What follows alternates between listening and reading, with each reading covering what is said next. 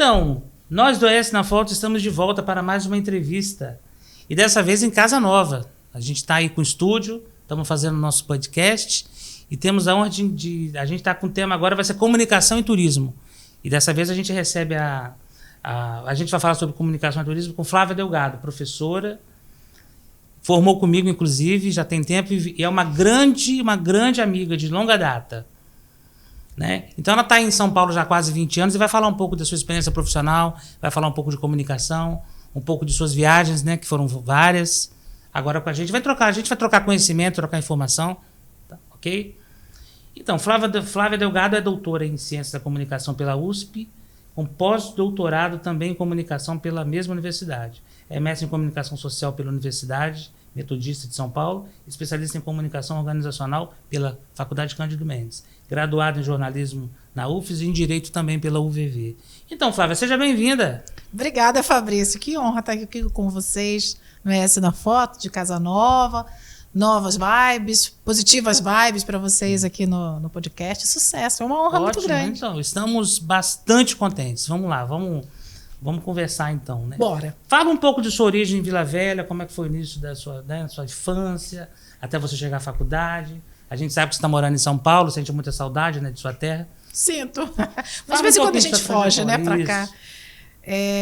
Então, eu costumo me definir como carioxaba, né? Porque eu sou carioca de nascimento, na certidão, mas o meu coração é capixaba. Eu passei 23 anos da minha vida aqui, em Vila Velha. Eu mudei para cá no final dos anos 70, quando o meu pai trabalhava numa empresa no Rio de Janeiro. Ele foi transferido, ele tinha duas opções. Ou ele era transferido para Goiânia, uma cidade muito maior, que ele poderia ganhar muito mais dinheiro, ou Vitória, que é uma cidade mais perto do Rio de Janeiro, perto do mar. Meu irmão, eu só tenho um irmão, e esse irmão era muito doente, e ele fez uma opção. Eu sempre digo, pai, foi a melhor coisa que você fez na vida, a grande decisão da sua vida, das nossas vidas, ter vindo para cá, porque a gente foi super feliz aqui. Acertou na escolha, então, né? Muito. Que bom. E Vila Velha, né? Sempre. Gosto muito de Vitória, mas Vila Velha que mora no meu coração. Fala um pouco da sua formação acadêmica, sua trajetória profissional e um pouco da sua história em São Paulo pra gente. Falar um pouco... Como é que foi a chegada? Você lembra daquele dia? Quando você chegou? Lembro, faz 22 anos. Como é que foi? Então, vou voltar um pouquinho. Não foi fácil, né? Não foi fácil. Não, nunca é fácil. Fazer uma grande mudança. Mudanças não são fáceis de acontecerem na vida da gente. Né? A gente precisa ter coragem, ter apoio. Né? Eu tive apoio da minha família, sobretudo do meu pai, que foi dirigindo comigo. A gente foi desbravar São Paulo mesmo. Eu tinha ido uma ou duas vezes fazer entrevista lá, mas era uma grande interrogação. Né? Tudo na vida é uma interrogação. Todos os momentos definitivos da vida da gente, eles são desafiadores. E aí meus alunos sempre falam assim, Flávia, assim, a sua frase na minha vida é o seguinte: você está com medo? Vai com medo mesmo. Porque grandes movimentações na vida da gente dão medo. Então, sim, eu tive medo, né? Eu tive muito medo.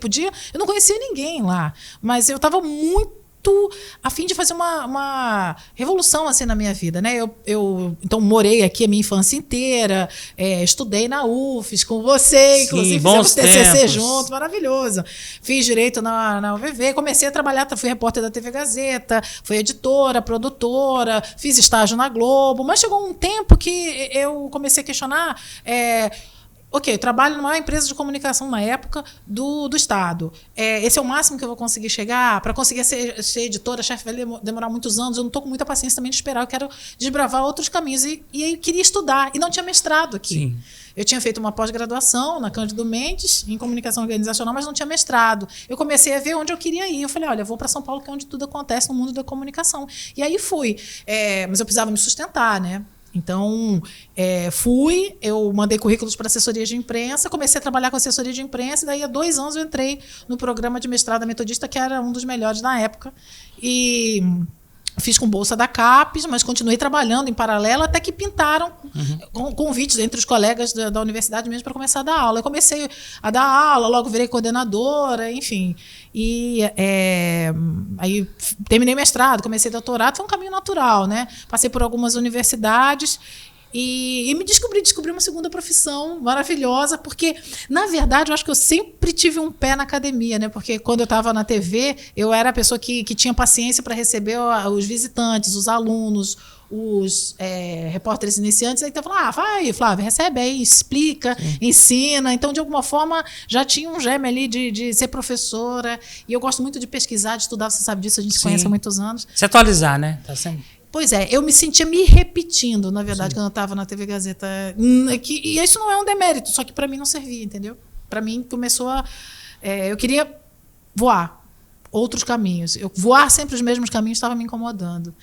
Tem pessoas que conseguem e tudo bem, mas para mim não dava. Eu estava ficando infeliz. E aí foi um bater de asas que foi muito feliz para mim. Então, a carreira de professor é uma carreira muito difícil, não é uma carreira fácil, né? Envolve muito empenho, muita disciplina, muito conhecimento, investimento, bem lembrado.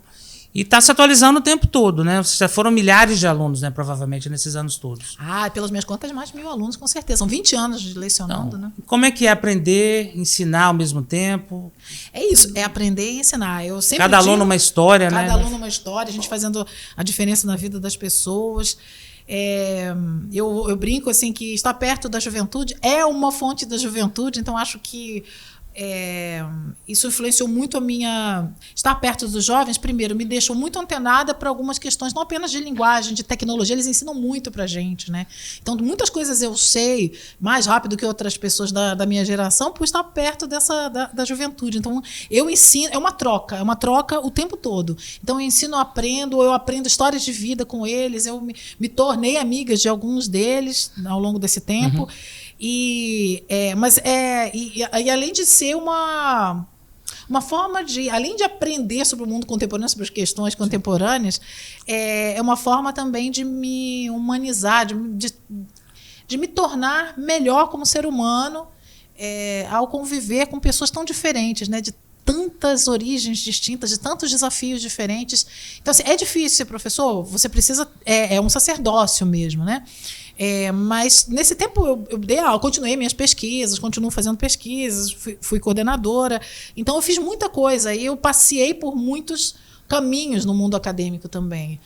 Porque, como eu te falei antes, ficar estagnada, fazendo sempre a mesma coisa, é algo que me incomoda um pouco. Então, a vida acadêmica me possibilitou isso, de conviver com outras pessoas, de participar de congressos, participar de pesquisas, de grupos de pesquisa na USP. Então, isso é bastante interessante também. Então, é uma mudança, uma troca grande, né? Você para um grande centro como São Paulo.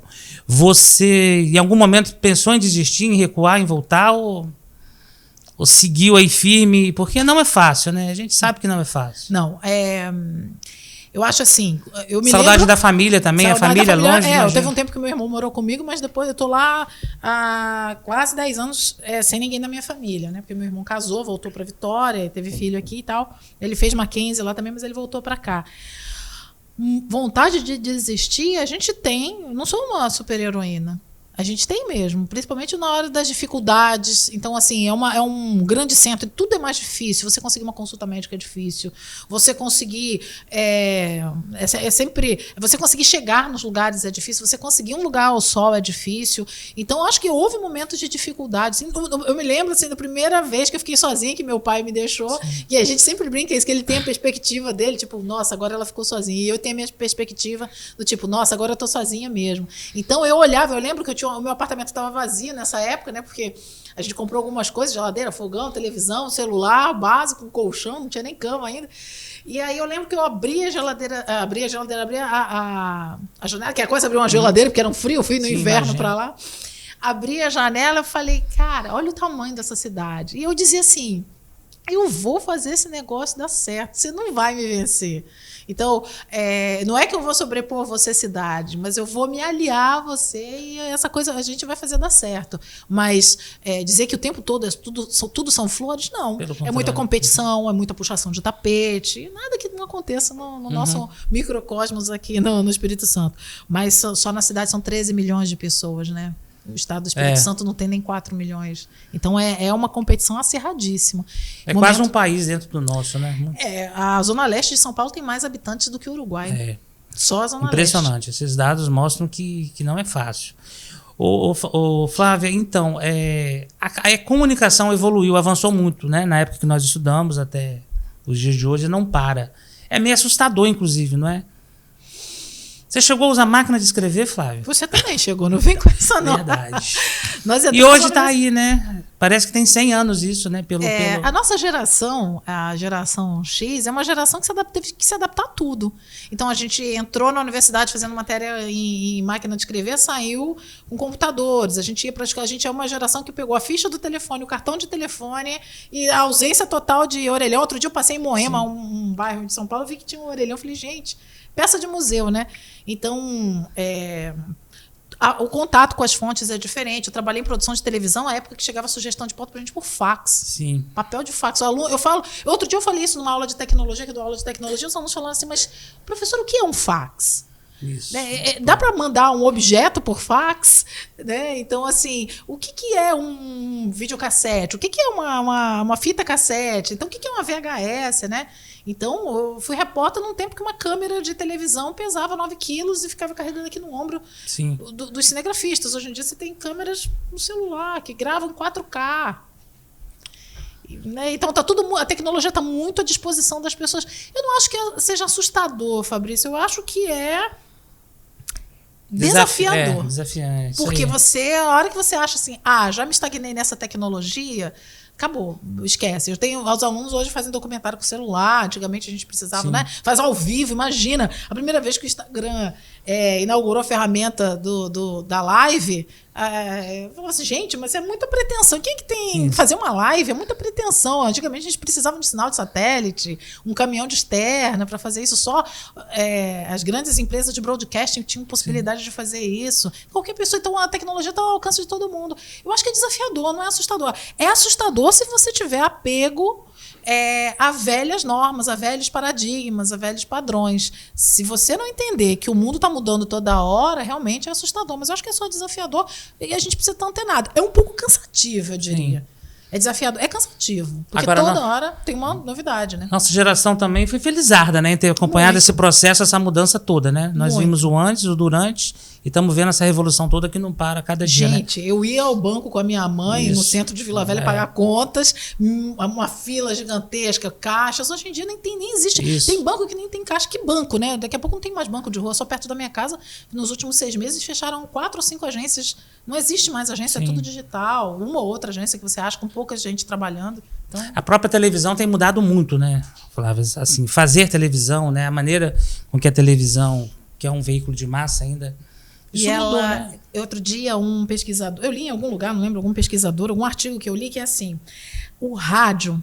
Isso aqui que a gente está fazendo é rádio e TV ao mesmo tempo, né? Antigamente, ou você fazia rádio ou fazia TV, ok. O rádio... fazendo uma comparação rádio e TV, assim, rádio, comparando rádio e TV com embarcações. O rádio é um pequeno barco que, no mar das revoluções tecnológicas, rapidinho, ele é um barco motorizado, que ele rapidinho faz um giro de 360 graus e se movimenta e se reinventa. E assim tem sido desde que a televisão chegou e quase enterrou o rádio. Todo mundo achava que o rádio ia morrer e não enterrar. E o rádio consegue se reinventar muito rápido. Ele tem uma agilidade muito grande.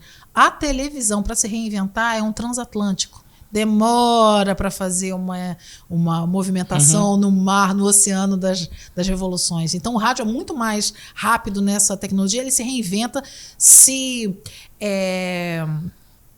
abastece, ele se devora a si mesmo e se reinventa.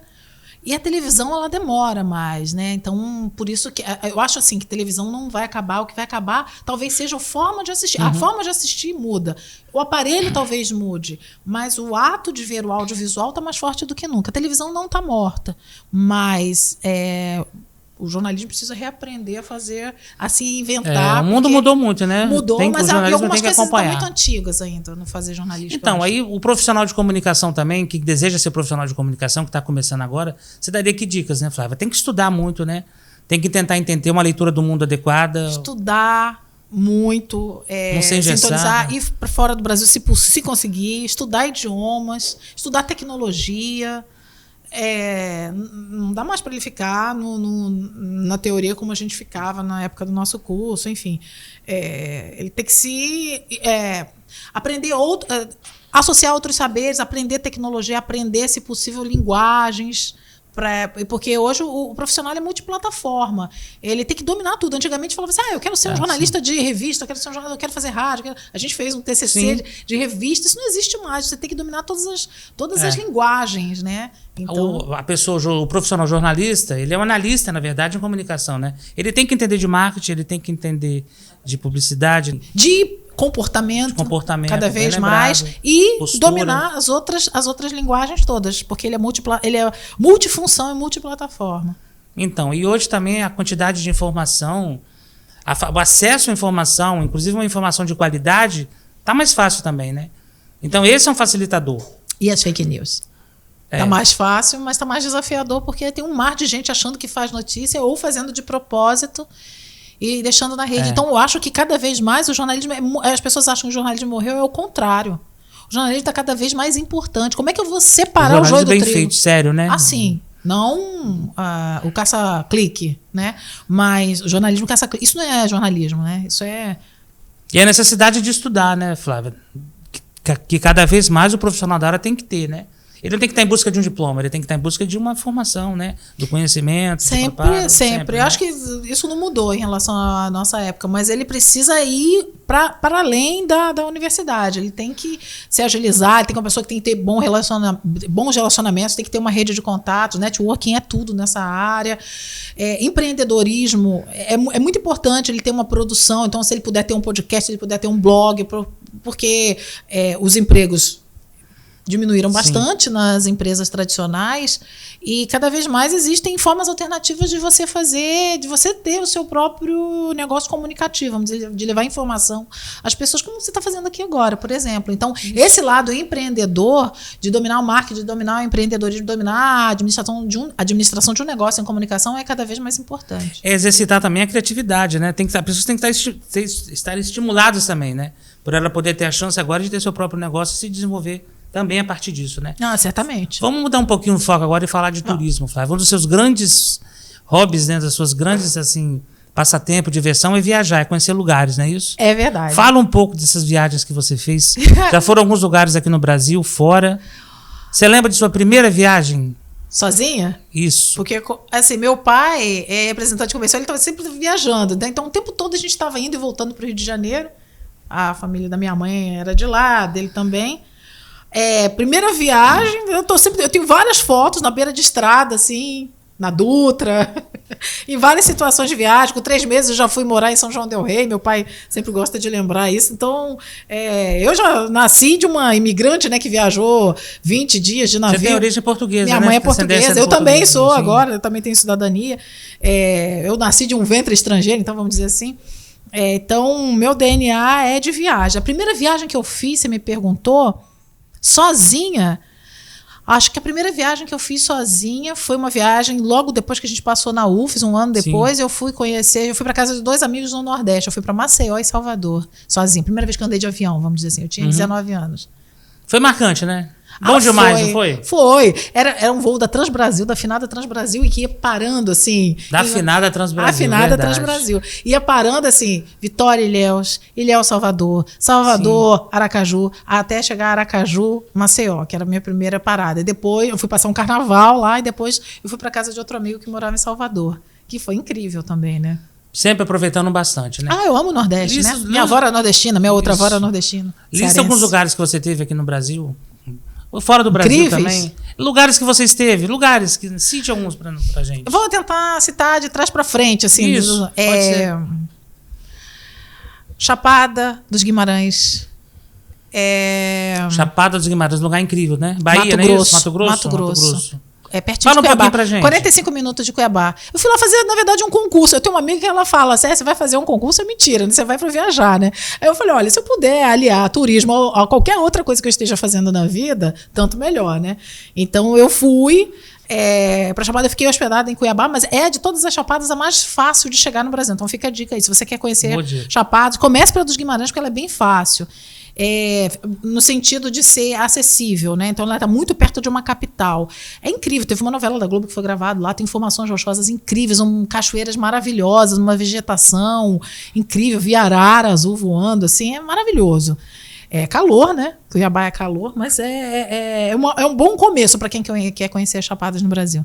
Chapada dos Guimarães, esse ano eu fui ao Ceará, já fui umas 4 vezes ao Ceará, minha avó era cearense, a mãe do meu pai era cearense, então eu já fui a Fortaleza, que eu amo, dessa vez eu fiquei numa cidade perto, que foi um município chamado Cascavel, que tem um litoral gigante para ser descoberto no Ceará. As pessoas acham que é só Fortaleza, Morro Branco, Jericoacoara eu já fui também. Eu já fui a Juazeiro do Norte. Juazeiro do Norte? Não é Juazeiro do Norte. Foi a Juazeiro. Você tem muito, fora desses destinos padronizados, tem muita coisa boa. Eu fui ver lá o Padre Cícero. Lá onde tem o Padre Cícero? É Juazeiro. É Juazeiro. É porque tem o Juazeiro da Bahia também, eu sempre confundo. Que mais? Assim, recente que eu fui. Eu fui à Serra da Canastra agora, em abril. Fazer trilha na Serra da Canastra, muito legal também, bastante cachoeira bacana, não é longe daqui, eu acho que vale a pena também investir. Minas Gerais é gigante, né, para ser explorado. É o estado que tem mais municípios no Brasil, né? Tem um lado mais complicado, né? E tem um lado, tem cidades maravilhosas, cidades históricas também fantásticas. Não conheço as cidades históricas, acredito, mas pretendo. Assim, então, de cidades, assim, olha, o que eu não conheço, mais fácil, vamos pegar a capital, tá? Sim, fui a Fernando de Noronha, mas sim. 99. Paraíso, né? O que eu não conheço do Brasil? No Centro-Oeste, eu não conheço Goiânia, mas vou mudar isso até o final do ano. Isso aí. Se Deus quiser, vou a Chapada dos Veadeiros, Goiânia e Campo Grande. Do Norte, eu só conheço Belém e Ilha de Marajó. Nordeste, eu conheço todas as capitais, menos Aracaju e Recife. Eu fui a Porto de Galinhas, mas no Recife eu não conheço. O Recife, né? Como eles dizem lá. Maranhão, você esteve em Maranhão? Fui nos Lençóis Maranhenses. Já tem maravilhoso também. Enfim, Flávia, a gente tem um país fantástico, né? Um país que tem belezas naturais. Falta essa organização, mas é uma atividade que poderia ser melhor aproveitada, né? Inclusive, eu sou formado em turismo também, né? A gente batalha por turismo. Eu sempre lembro de você, quando eu chego nos lugares, assim, tem algumas coisas, alguns apontamentos, eu sempre lembro de você. Porque é muita riqueza num país só, né? Um país que não tem acidentes geográficos, né? Tragédias, né? Como a gente vê de chuva, de vez em quando tem, né? De vez em quando teve lá em Capitólio, né? Terremotos, né? Assim, então, assim, catástrofe, a atividade poderia ser melhor aproveitada, né? Mas o Brasil tem que ter profissionalismo, né? O Brasil não conhece. Alguém já disse isso numa canção, o Brasil não conhece o Brasil. O Brasil é gigante, as nossas praias, as pessoas vão para o Caribe. Tudo bem, Punta Cana é legal, o Caribe é bacana, tem muitas praias legais, muitos países interessantes, é outra cultura e tal. Mas as nossas praias são fantásticas, as nossas regiões frias são interessantíssimas. O que é Paraty? Paraty é maravilhoso, uma cidade cenográfica, né? História misturada com o mar, né? Uma vibe total literária, de musical. Lugar único, né? Único, uma cidade cenográfica, ela nasceu para ser. Tem Vila de Trindade ali perto também, que na época eu descobri por acaso, cheio de estrangeiros, brasileiros não conhecem. O litoral do São Paulo é maravilhoso, a gente tem uma noção que o litoral de São Paulo é feio, não conhece Ilhabela, Ubatuba, né, que teve essa chuva Maresias. Aquele ali é fantástico, é muito triste o que aconteceu lá nesse último verão. Você teve na Ilha de Marajó, não foi isso? Aí, no Pará. Continua isso, remoto o local. Minhas amigas têm razão. Eu vou para um congresso, turismo sempre está na minha vida, eu sempre dou um jeito do turismo estar na minha vida. Eu fui para um congresso em Belém e eu falei, já que eu tô aqui em Belém, foi a mesma coisa quando eu fui para São Luís. Já que eu tô aqui, vou nos Lençóis, né? Já tô aqui juntar útil agora, por favor, literalmente, né? Por favor. A Ilha de Marajó é incrível, parece uma cidade parada na história, no tempo, assim. A iluminação é diferente. Quando eu saí na rua em Marajó, parecia que eu estava em Vila Velha nos anos 80. Bem assim, alto anos 80, assim, 82, 83. A iluminação era igualzinho que existia em Vila Velha nos anos 80. E búfalo anda na rua. Búfalo para todo lado. Né? Tudo muito barato, a comida muito barata, assim, né? Uma coisa, você come caranguejo muito barato, tem muito manguezal lá, carne de búfalo, que é uma delícia. A gastronomia no turismo é uma coisa. É uma das coisas que eu aprecio bastante. Que é um prazer que todos têm, né, gente? Mas o Brasil não conhece o Brasil. O Brasil é muito rico. O brasileiro médio não tem essa oportunidade. Eu acho que depois da pandemia, o governo federal deveria pensar, os governos estaduais deveriam se unir ao governo federal e deveria existir um grande plano para que as pessoas valorizassem mais o turismo no Brasil. Porque a gente passou situações muito complicadas, pessoas que perderam emprego, gente que ficou na miséria, muita gente morando na rua. De alguma forma, a gente precisa valorizar o turismo nacional. Agora que a gente... Talvez seja o melhor momento, né? Porque agora a gente mais ou menos já está numa normalidade, né? Vamos dizer assim. Agora que foi decretado o fim da pandemia, eu não vejo nada parecido, não vejo um estímulo a gente mora num país continental, né? São 5 regiões e o transporte é muito... né? Você viajar de avião ainda é um valor absurdo. Isso complica bastante, né? Quando eu fui para Punta Cana... Eu fui com umas amigas, a gente foi comemorar 30 anos de amizade. A gente sempre consegue uma justificativa para viajar, né? Quem gosta de viajar sempre acha uma justificativa. E a gente pensou em ir para Fernando de Noronha, porque uma das amigas não tinha ido. Eu já fui há mais de 20 anos e tal. Uma passagem para Fernando de Noronha, uma passagem com estadia. E olha, nem eram as refeições incluídas, era muito, mas muito mais caro do que ir ficar num resort com tudo incluído em Punta Cana. Na América Central. É uma incoerência isso. Então, assim, tanto que a gente foi. Na época a gente viu que era mais barato, mas é um absurdo. Então, assim, cadê? Onde estão os investimentos? Onde estão as políticas públicas? Você vê que as companhias incentivo? aéreas internacionais, elas não têm autorização para transportar passageiro aqui no Brasil. É uma incoerência Ryanair, assim, da vida? Não existe. Existe um complô, né? Uma máfia, talvez, de última análise, um lobby das companhias aéreas nacionais que não permitem que as estrangeiras entrem aqui. Com o aval do governo federal, né? Que também não resolve esse problema, né? E a gente viu lá como né? E a gente viu lá como é fácil viajar. É muito fácil. No exterior você pega um voo como quem pega um ônibus aqui na rodoviária. É uma coisa assim, muito prática, muito fácil de quase o mesmo preço. E às vezes mais barato que viajar de trem. Então, e saindo do Brasil um pouco, partindo aí para fora. Fale das viagens internacionais. Minha primeira viagem internacional foi em Nova York. Foi para Nova York. Depois eu ganhei uma bolsa para estudar televisão na Espanha. E aí eu fiquei 3 meses morando em Madrid. E assim, eu era um programa de intercâmbio de jornalistas audiovisuais da América Latina para estudarem na Espanha. O governo espanhol bancou isso, né? Então eu e mais uma brasileira, só nós duas fomos selecionadas no Brasil para participar desse programa. E foi muito legal, porque assim, a primeira coisa que eu pensei, quando eu vi a grana que eu ia receber, eu falei, o que eu vou fazer com esse dinheiro? O pessoal, os meus amigos latinos, gente do Peru, República Dominicana, Chile, um intercâmbio maravilhoso, Costa Rica, foi incrível. O pessoal viu, chegou na Europa, o pessoal falou, nossa, nós vamos pegar esse dinheiro, nós vamos gastar todo fim de semana balada. Eu não ia nas baladas e falava assim, eu vou pegar meu dinheiro e vou viajar. Eu vou economizar esse dinheiro é e vou viajar. E foi o que eu fiz.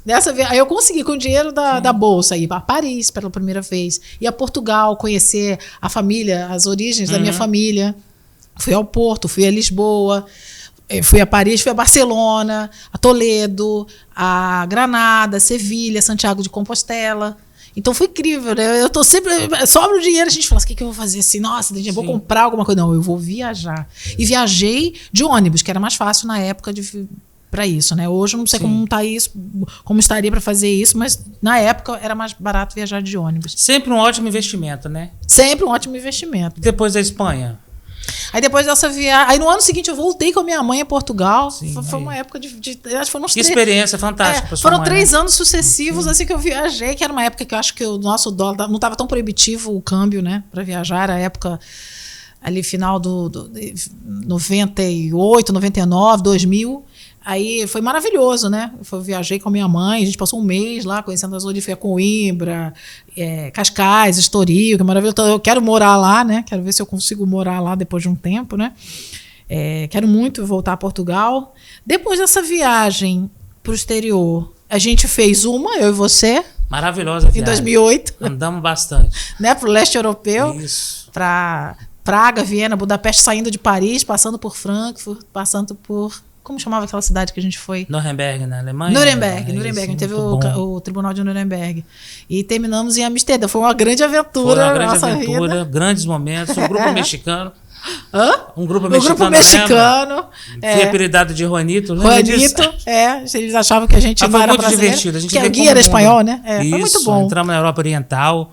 Foi bom demais, né? E depois disso que eu fiz. Aí eu viajei mais. Aí eu já estava morando em São Paulo, foi mais complicado, porque eu estava comprando apartamento na época. Então, fui para o Chile.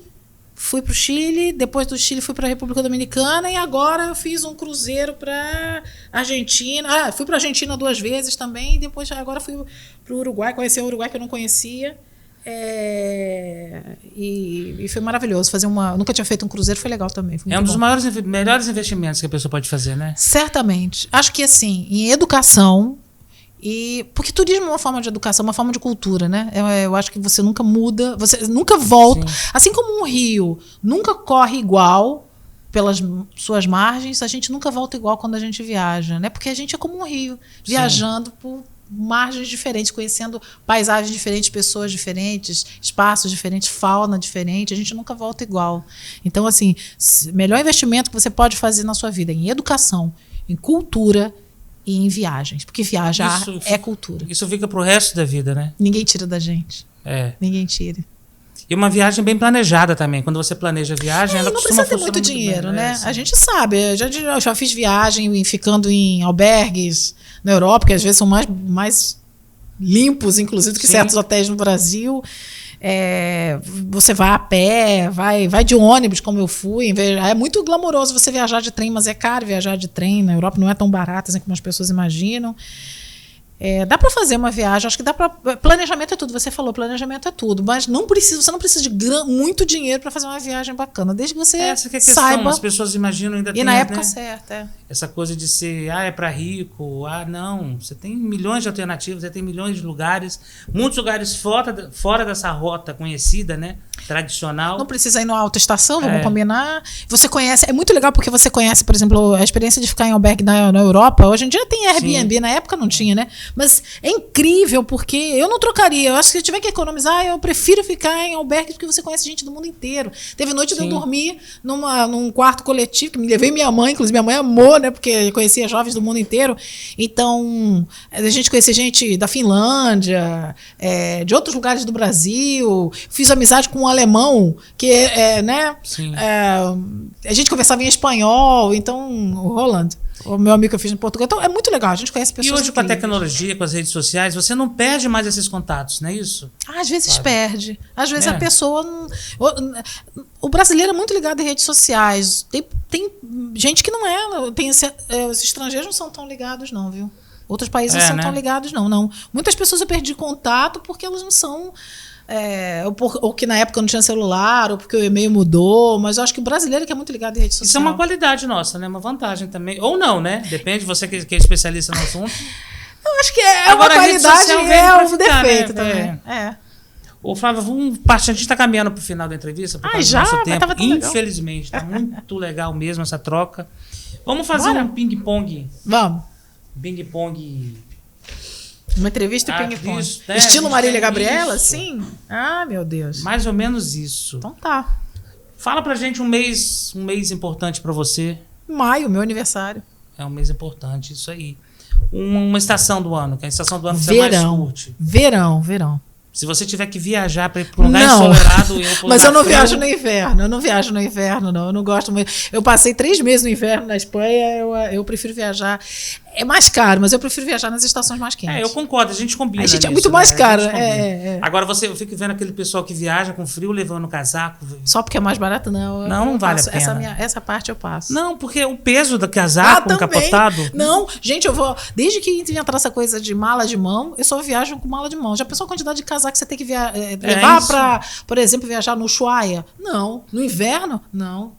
Deserto do Atacama, por exemplo, faz um frio danado no inverno? Não. Difícil compreender. Eu quero viajar com mala de mão, que é para não pagar, é para poder economizar, para poder gastar. Agora, inclusive, tem roupa descartável, né? As pessoas usam roupa e descartam. Ai, gente. É isso, já inventaram isso. Eu conheço um pessoal, mas eu conheço um pessoal que comprou roupa no supermercado, porque a mala extraviou, né?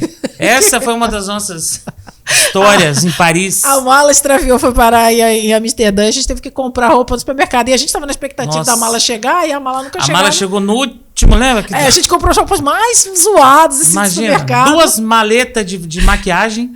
E a gente ficou bravo, né? Porque lá em Paris, super ecológico, eles. É uma coisa que não tem aqui em Vitória, tem em São Paulo. Você. Sacola de plástico é cobrada, né? Se você quiser, você tem que. Ou você leva a sua sacola. Não, aqui eles te dão. Aqui a pessoa dá, mas então, essa consciência ecológica precisa mudar aqui no Espírito Santo, porque lá. Já passou da hora, em São Paulo, o pessoal cobra. Então a gente chegou, né? Chegou no supermercado, já ia colocar muito sacola. Olha, cada sacola custa 50 centavos de euro. A gente. Oi? Não, então peraí, vamos colocar tudo na sacola. Boas só, memórias. E vamos comprar coisa simples, né? Boas memórias. Agora, descartável não dá pra mim, não. Uma flor. Lírio. Um lírio. Uma fruta, a fruta que você mais... Uva, certamente. E seus derivados, conhecido também como vinho. Coincidência, né? Tem um amigão meu também que pensa assim, né? Passatempo preferido. Ler, literatura. A leitura é uma viagem, é uma das melhores viagens. É né? uma forma de Vamos você botar viajar. tudo. Quando eu não posso viajar, eu leio. Isso aí. Leitura. Esporte preferido.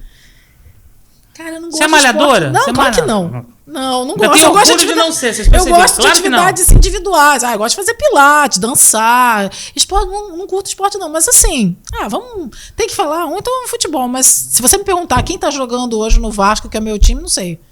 Você é o Vasco? Nossa, que triste. Eu não acompanho. Acontece. E São Paulo, Corinthians. E um herói? Você teria algum herói? De verdade? Sim. Não. Não. E Não. de mentira? Superman. Superman. Herói Superman é de legal, mentira, hein? Superman é muito legal. Superman é O massa. Batman é muito problemático. verdade. Batman é problemático. O Homem-Aranha é todo atrapalhado. Todo malucão, né? Já que é super-herói, vamos pegar um ET, né? Um extraterrestre. O super-homem é um É extraterrestre. verdade. Então, tá bom. Porque humano não existe humano-herói, né? Como é que é aquele negócio que fazia ele ficar forte? Tinha um negócio. Não, tinha, fazer ele depois a ficar gente fraca. lembra. Kryptonita. Kryptonita, é verdade. Forte não. Kryptonita Nem ele é imbatível, né? Superman 1, depois teve o 2, o 3, o 4, né? Todos eles Lembro eu gosto. disso. 1978. Você era nascida já? Já era nascida. A música, uma música. Ou um ritmo. Rock, né? Rock, com certeza. Você tem mania? Fala das suas manias aí pra gente. Ou uma mania que Eu tenho uma mania de todo lugar que eu viajo, você sabe disso, trazer imã de geladeira. Então a minha geladeira já não tem mais espaço na geladeira, eu gosto de trazer para as pessoas. Quando alguém viaja, eu falo, você tem que trazer um imã de geladeira. Então eu tenho uma mania de colecionar imã de geladeira de viagem. Muito bom. Você tem um sonho? Vários. Eu quero ficar velhinha morando na praia, comendo peixe.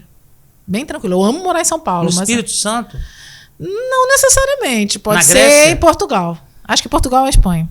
Grécia foi um lugar marcante. Grécia eu não fui ainda. Você vai chegar Só lá. você. Você vai chegar quando lá. eu crescer, eu Você chego vai lá. chegar lá. Medo. Qual o seu medo, Flávia? Fala pra gente. Qual medo Ficar você sem trabalhar. Eu quero ficar uma velha trabalhando até meus últimos dias. Ter saúde para trabalhar, sabe? Você Até adora o final. que faz, né? Por isso que você sabe Eu amo o Você que se eu faço prepara pra hoje, isso, né? mas pode ser que eu ame uma outra. A gente se reinventa. Uma vida é muito grande pra gente ter uma profissão É só, verdade. né? Então eu acho que o meu medo é não ter condições de trabalhar até o fim da minha vida. Esse é o medo. E não ter trabalho. Um desejo. A paz mundial, mentira. Também um desejo. Que as pessoas deixem de ser ignorantes, né? Que as pessoas viajem mais para serem menos ignorantes. Que seja mais acessível a viagem para as pessoas, eu acho. Falando Você de odeia tudo. alguma coisa? Burrice. Ignorância. Gente, ignorância, gente sem mentalidade aberta. Burrice. Sim, isso aí. E ama o que, principalmente? Tem um grande amor, uma grande paixão? Algo que O te faz muito jornalismo, bem, jornalismo, sua eu- profissão, né? Eu amo muito o jornalismo. Inclusive, Embora eu você é não formada em atue. direito também, né? Você nunca exerceu a profissão. Eu trabalhei muito pouco. Trabalhei no escritório de advocacia, depois que eu fui estagiária. Mas foi muito pouco. É que eu amo o direito muito na teoria, né? A prática não me atraiu, não. A prática do direito não me atraiu. Eu cheguei a fazer a escola da magistratura, a Magis aqui. Sim. O curso da Magis, mas eu não... A televisão me cooptou antes. Um arrependimento. Não ter viajado mais. Não ter viajado muito. Não ter feito todas as viagens que eu queria fazer. Ainda tem muita pra Mas fazer. tem tempo ainda. Um lugar, desses todos que você falou, alguém, putz, esse é o lugar. Madrid. Eu moraria. em Barcelona não gostou mais. É diferente. São cidades bem diferentes, né? Barcelona tem uma vibe assim meio Rio de Janeiro, mais compromissada, mas é legal também. Barcelona também é muito legal. Eu tive uma história lá com o hotel que eu fiquei em Barcelona, fiquei meio de bode, mas Madrid eu morei. Barcelona eu só passei um fim de semana, então acho que eu nem conheci direito. Madrid eu fiquei 3 meses, assim, tendo uma vida madrilenha. No final já tava dando. As pessoas já me paravam na rua, como faz pra chegar na rua tal? Eu falei, vira esquerda, vira direita. Eu falei, gente, que orgulho. Então já tô me sentindo lá. Então eu moraria lá, eu gosto de lá bastante. Maravilha. Você tem ciúme de alguma coisa, de alguém? Um ciúme?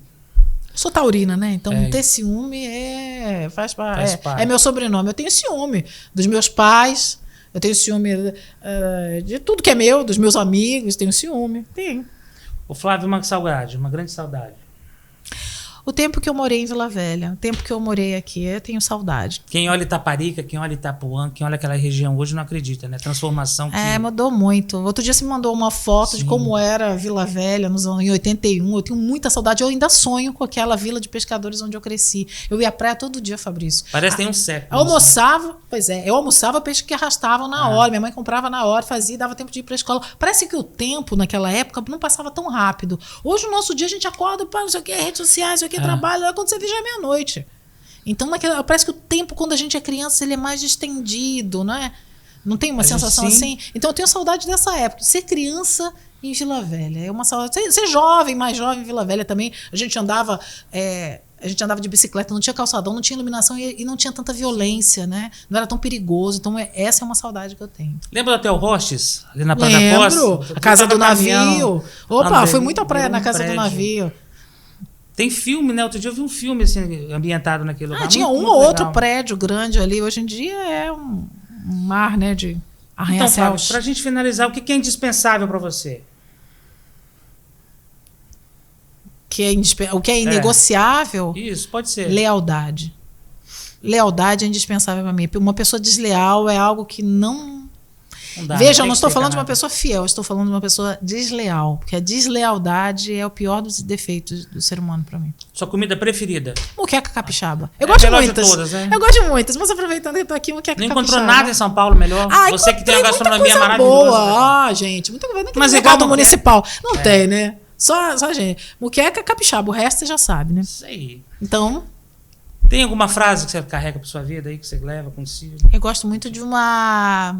Eu estudo algumas coisas sobre gênero também, então eu gosto muito de uma frase que diz assim que nós não nascemos mulheres, nós nos tornamos mulheres, que é da Simone de Beauvoir, que fala muito sobre essa coisa de você se entender mulher no mundo, o que falam para você ser mulher, você é mulher, você não pode isso ou você pode aquilo. Então eu gosto bastante dessa frase. Você tem muito orgulho de ser mulher, Flávia? Gostaria de voltar mulher? Com certeza, a gente já conversou sobre isso. É verdade. Né? Então, não tenho nenhum problema nisso. Eu acho que eu voltaria para continuar brigando não é pelas fácil nossas ser pautas. Mulher, concorda? Não, claro que não, a gente sofre o tempo todo, em tudo. Mas nem por isso eu queria voltar como homem.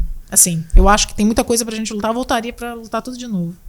Então é isso, Flávio. Um animal, gato, né? Parece que você adora certeza. Gato, cachorro. O que você prefere? Amo cachorro, mas prefiro gato. Você tem quantos anos? Tem inclusive, que você tem há muito tempo. Eu tenho 4 gatos. 4 gatos, é verdade. E se contar uma que até aqui em casa, na casa da minha mãe, 5. Eu amo gato. A minha avó, que era portuguesa, ela tinha muitos gatos na casa dela. Então ela me ensinou a amar os bichinhos. Eu amo gato. Gato, ao contrário do que muita gente acha, ele não é desleal. Ele é leal e ele não é legítima a palavra, ele é autêntico. Autêntico, então, né? Se ele tá afim, ele fica com você. Se ele não tá, ele não fica. Mas ele é autêntico. E talvez por isso que alguns seres humanos têm alguma dificuldade com ele. Eu já li em algum lugar que ser humano... Quem tem dificuldade com gato, quem não gosta de gato, tem uma certa vez, é que tem problema com o seu próprio inconsciente. Sim. Porque o ser humano é bem parecido com alguns seres humanos, são bem parecidos com os gatos, né? A maior parte das pessoas prefere cachorro, né? Cão, mas isso é relativo, né? Isso é mas o ser humano não tem nem um pouquinho da lealdade do cachorro. O ser humano tem jeito, Flávia, você acha? Apesar de tudo que a gente vê por aí, pra gente finalizar. Se a gente perder a fé na humanidade, como é que a gente levanta no dia seguinte, né? Eu acho que tem, sim. Porque a gente vê cada barbaridade, né? Mas se a gente deixar de acreditar, por que a gente vai acordar no dia seguinte? Porque a gente vai continuar a viver. Se a gente não acreditar que as coisas podem ser melhores, que a gente pode fazer diferença, que a gente pode mudar a vida do outro. Então, a gente tem que acreditar para poder ser suportável viver. Então, por exemplo, eu dou aula para as pessoas que às vezes não estão nem aí, que nunca vão trabalhar na área, mas eu tenho que acreditar que eu vou fazer a diferença, né, na vida delas, para elas se tocarem, mudarem como ser humano e como profissionais. Senão, para que viver? Maravilha, Flávia Delgado, que papo gostoso, que papo bom. Obrigada, Bom obrigada demais, pelo convite. bom demais. Adorei também. Pode me Mais convidar outras alguma vezes. coisa? Vamos sim, vamos complementar isso em outras oportunidades. Você acha que tinha me perguntado nos bastidores alguma coisa sobre turismo e comunicação. Isso, faz essa relação pra gente. Como é que pode existir Você turismo sem comunicação? É verdade. Não dá para você fazer turismo sem comunicação. Como é que você conta para o mundo, e a gente estava falando isso no início do programa, como é que você conta para o mundo, como você divulga o turismo sem comunicação?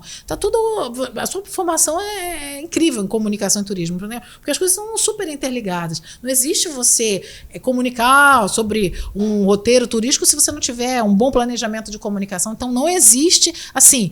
É um tripé: turismo, planejamento, comunicação. Não existe turismo sem comunicação, uma comunicação bem feita. E os profissionais de turismo, eles têm que saber se comunicar, eles têm que saber se relacionar, não é isso? Ou seja, está tudo ali. As entidades têm que ter planejamento de comunicação. Passa pela comunicação, planejamento turístico, né?